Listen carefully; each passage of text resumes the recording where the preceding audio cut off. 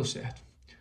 Turma de Processo Civil, Execuções, pessoal, vamos chegando para mais uma videoaula aqui no YouTube. Senhores, a gente passa a partir desta videoaula a tratar da pretensão executiva atrelada à obrigação de pagar quantia. Nós já temos alguma compreensão a respeito disso, porque não faz muito tempo nós estudamos essa mesma pretensão executiva, mas lastreada em um título executivo judicial. Agora, a pretensão se funda em um título executivo extrajudicial. E, claro, há particularidades no procedimento. A gente vai destacar, começar a destrinchar isso aqui nesta aula de hoje. Senhores, pois bem, coloca aí execução autônoma. Execução autônoma. Execução autônoma da obrigação de pagar quantia. Senhores, aqui vale lembrar, tal como observamos lá no cumprimento de sentença, que a execução de pagar quantia tanto se deve ao fato de haver uma obrigação originalmente constituída por uma expressão pecuniária, sem dúvida. Então aqui, por exemplo, em se tratando de um título executivo extrajudicial, tome-se como referência um cheque. Um cheque, ele acusa a existência de uma obrigação de pagamento, induvidosamente. É um título executivo extrajudicial. Para o reconhecimento desta obrigação, não se precisou percorrer previamente um processo judicial, porque a lei já qualificou este título como um título executivo extrajudicial e, portanto, apto a ser executado. Lembrando que, quando se fala em uma ação de execução autônoma ou quando se fala de um cumprimento de sentença, a gente tem que lembrar dos requisitos do título executivo: liquidez, certeza e exigibilidade. Aqui na ação de execução autônoma, também deveremos observar, claro, estes requisitos, mas a petição inicial, vou colocar aqui primeiro tópico, a inicial dessa ação de execução autônoma deve trazer a memória de cálculo, ou seja, o valor sob execução, ele foi atualizado como? Como se conseguiu alcançar o valor que compõe o crédito exequendo? A memória de cálculo tem que ser apresentada na execução autônoma da obrigação de pagar quantia. O que a inicial também deve trazer é exatamente a certeza, a liquidez e a exigibilidade desta obrigação. A certeza significa que a obrigação está certa, ela está devidamente individualizada. Senhores, não há qualquer dúvida a respeito de que a obrigação existe. Ora, o atributo da certeza, ele é importante, ele é um requisito essencial para que se possa exercer a pretensão executiva. Liquidez, significa isso dizer que há uma expressão pecuniária e, portanto, não há necessidade de liquidação. Lembra que nos títulos executivos judiciais, porventura, a gente pode precisar de uma liquidação do título antes propriamente de se proceder ao cumprimento de sentença, porque algumas decisões são ilíquidas. Agora, aqui na ação de execução autônoma, você já tem que apontar a liquidez. A exigibilidade significa o quê? Que o exequente está apto a exercer a pretensão executiva e não precisa cumprir nenhum sinalagma, nenhuma obrigação prévia. Dito de outra maneira, não há termo ou condição ainda a se aperfeiçoar. Ou seja, o título é exigível. Não seria exigível se houvesse termo ou condição ainda a se cumprir. Não havendo termo ou condição a se cumprir, o título é exigível. Portanto, aqui os elementos de certeza, liquidez e exigibilidade devem ser acusados, devem ser demonstrados na petição inicial. Senhores, Conforme eu dizia, é claro, a pretensão executiva, a execução autônoma da obrigação de pagar, decorre naturalmente de um título executivo extrajudicial que contemple uma obrigação certa, líquida e exigível com expressão pecuniária. Ok. Todavia, essa mesma pretensão executiva pode decorrer de outras modalidades obrigacionais. E aqui também nós já temos uma pré-compreensão. Por quê? Imagine-se que havia uma obrigação de fazer ou não fazer, ou então obrigação de entregar coisa. Nós sabemos que, porventura, essa obrigação ela pode se tornar impossível de cumprimento. Ou seja, a coisa se entregue se extraviou, se perdeu, se deteriorou, ou a obrigação de fazer se tornou inútil ao credor. Nestas circunstâncias, haverá uma convolução, se converte a obrigação de fazer ou não fazer, ou a obrigação de entregar coisa, em perdas e danos. Essa conversão em perdas e danos enseja o manejo da ação de execução autônoma da obrigação de pagar quantia, porque eu transformei aquilo ali em perdas e danos. Eu acabei agora atrelando uma expressão pecuniária e, portanto, o procedimento a partir de então a ser observado é esse procedimento que estamos delineando aqui. Tudo bem? Senhores, por favor, memória de cálculo e a caracterização dos elementos que são essenciais para o título executivo, isso aqui deve ser demonstrado na petição inicial. Obrigatoriamente, memória de cálculo e os atributos da certeza, liquidez e exigibilidade. Senhores, há necessidade de haver alguma referência à relação jurídica de direito material subjacente ao título? Nenhuma necessidade. Basta você exercer a pretensão executiva. Pouco importa se aquela obrigação de pagar estampada no cheque na monta de R$100.000 se deve à compra de um carro ou algumas sacas de café. A relação jurídica de direito material subjacente não importa para o exercício da execução autônoma. Ok? Senhores, o que eu quero tratar com vocês agora é da averbação premonitória. Averbação premonitória. Senhores, vamos lá no artigo 828 do Código de Processo Civil.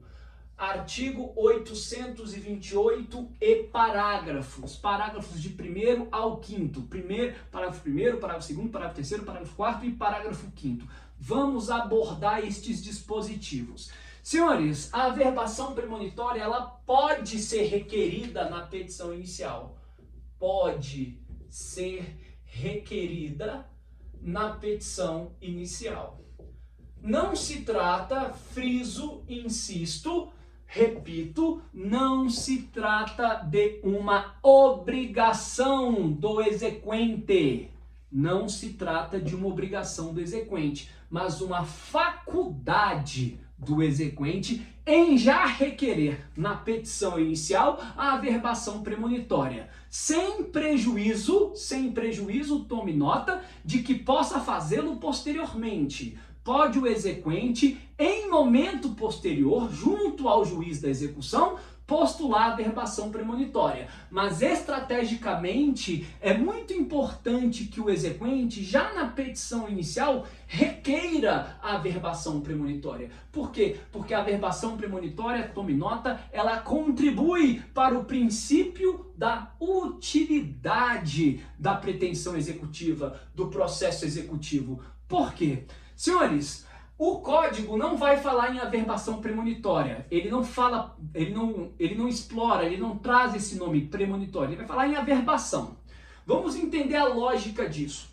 A lógica é que, a partir de uma certidão, leia aí o artigo 828. Está lá escrito que o exequente pode requerer, pode obter. Trata-se de uma faculdade. Ah? Muito bem.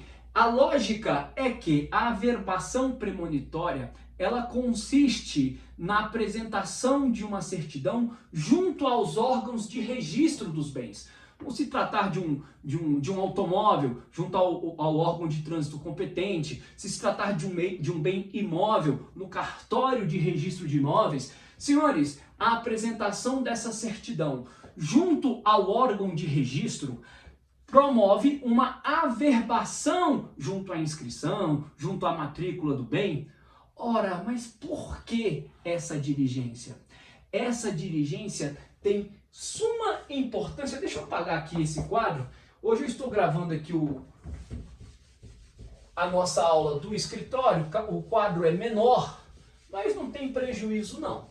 A gente apaga quantas vezes for necessário. Senhores, estou falando da averbação premonitória. Vamos aqui deixar bem organizado o nosso tópico 2. Tá? Averbação premonitória. Senhores, primeiro aqui, ó, trata-se de uma faculdade do credor, né, do exequente, requerer na petição inicial. Na petição inicial. Senhores, qual que é a finalidade? Qual que é a finalidade de eu promover uma averbação junto ao registro de um bem? Ora, a partir do momento em que se promove a averbação, o que acontece? Eu dou caráter público à execução. Porque a averbação premonitória faz constar as partes e o valor da execução. Muito bem, senhores, a partir disso daqui, a partir do momento em que se alcança, em que se promove a averbação, eventual aquisição do bem por terceiro, vou colocar aqui, ó, eventual aquisição do bem por terceiro. Eventual aquisição do bem por terceiro importa em quê? Em presunção de má-fé. Ora, se o terceiro adquirente resolve adquirir um bem sobre o qual exista uma averbação, esse terceiro está sabendo que o promitente vendedor está respondendo a uma execução e mesmo assim adquire o bem, contribuindo para um ato de fraude à execução, presume-se a má-fé do terceiro adquirente. Presume-se a má-fé do terceiro adquirente e esta alienação é qualificada como fraude à execução. Porque o promitente vendedor já executado, já vê contra si um procedimento executivo e mesmo assim resolve alienar o seu patrimônio. Fraude à execução, má-fé presumida do terceiro adquirente. Ok? Beleza? Senhores, ainda sobre a averbação premonitória. Veja que o caput do artigo 828 fala da admissibilidade da execução. Se o juiz admitir a execução, isso significa dizer que a averbação premonitória, ela depende do juízo de admissibilidade da execução. A averbação premonitória depende do juízo de admissibilidade da execução. Muito bem, pessoal. Senhores, a partir disso, a gente tem que entender o seguinte. Se a petição inicial da execução não for deferida, é porque não houve juízo de admissibilidade da execução. A depender da doutrina a ser consultada, vocês vão se deparar com o entendimento de que o despacho do cítice, quando o juiz recebe a petição inicial e dá o despacho do cítice, o que é isso? O juiz está determinando a angularização do processo executivo. Está determinando a citação do executado para compor o polo passivo da lide. Muito bem. Se houve a ordem de citação, é porque a execução foi admitida. Não haveria ordem de citação se a execução não tivesse sido admitida. Senhores, muito bem. O despacho do CITES, portanto, ele autoriza a expedição da certidão. E é essa certidão emitida, expedida pela Secretaria do Juízo, é essa certidão que vai ser averbada. O documento de averbação é essa certidão que é expedida pela Secretaria do Juízo. Agora, essa certidão só é expedida se e somente se houver prévio juízo de admissibilidade da execução. Ok, pessoal? Beleza? Senhores, e vem cá. Eu já entendi que a averbação premonitória dá caráter público à execução. Ok, mas qual que é a finalidade disso? Qual é a finalidade da averbação premonitória? Senhores, vejam só.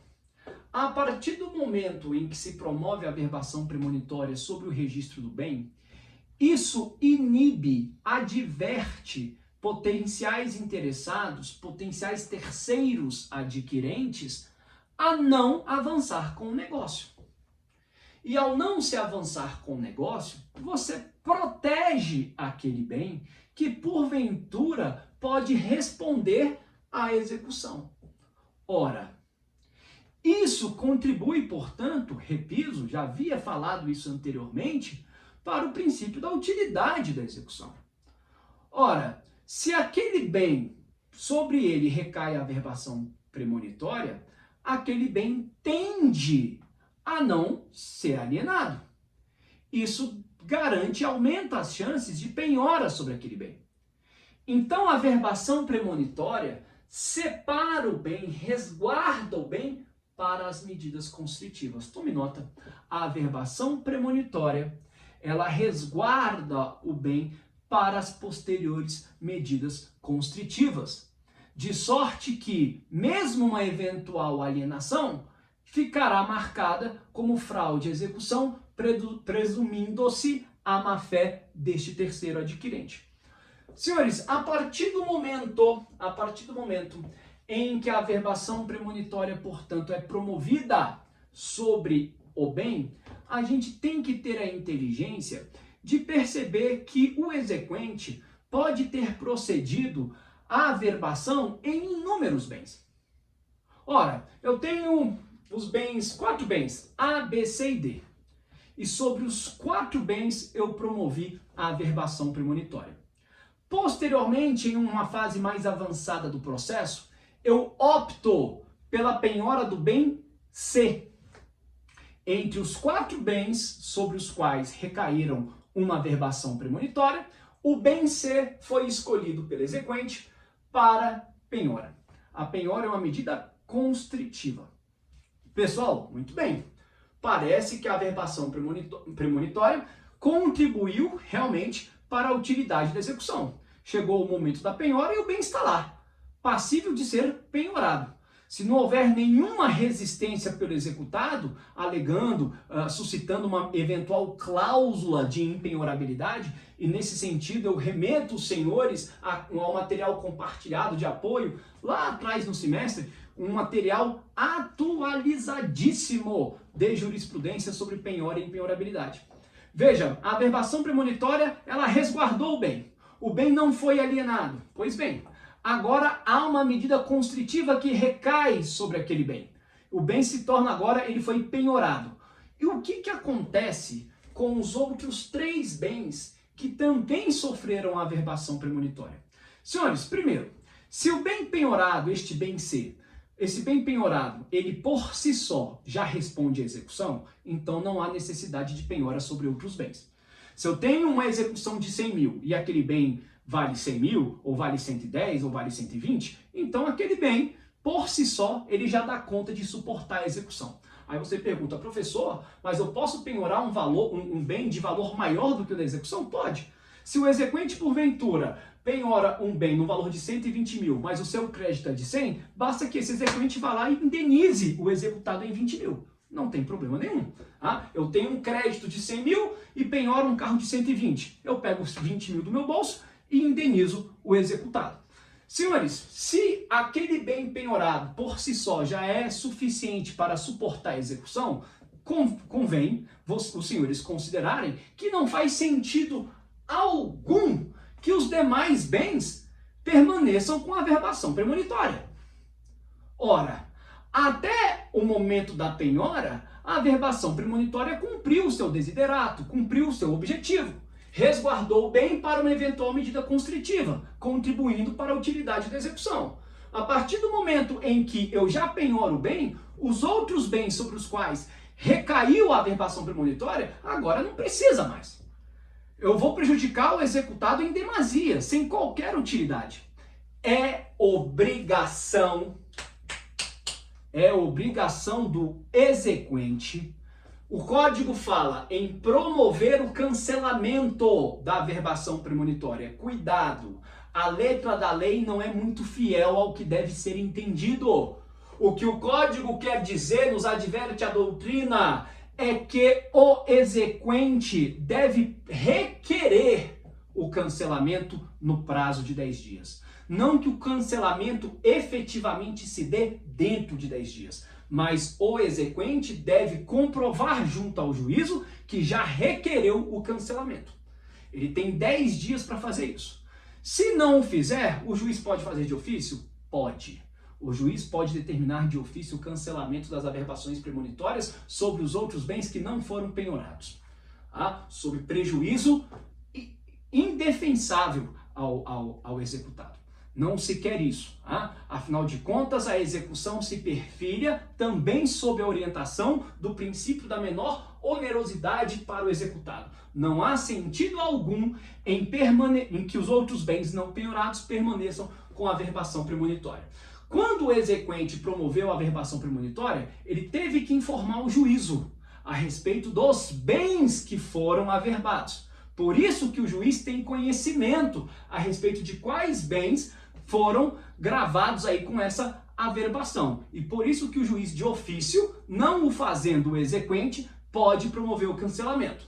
Mas é um ônus, constitui uma obrigação do exequente requerer o cancelamento no prazo de 10 dias. Senhores, se o executado vier a suportar algum prejuízo em decorrência dessa averbação premonitória que foi mantida desnecessariamente, o exequente deverá indenizar o executado por todos os danos que este vier a sofrer, em incidente que será processado em autos apartados. E tome nota, trata-se de responsabilidade objetiva, não se perquire culpa. Simplesmente se identificando um prejuízo decorrente da permanência de uma averbação premonitória que não fazia mais sentido posteriormente à penhora, então o exequente deverá indenizar o executado.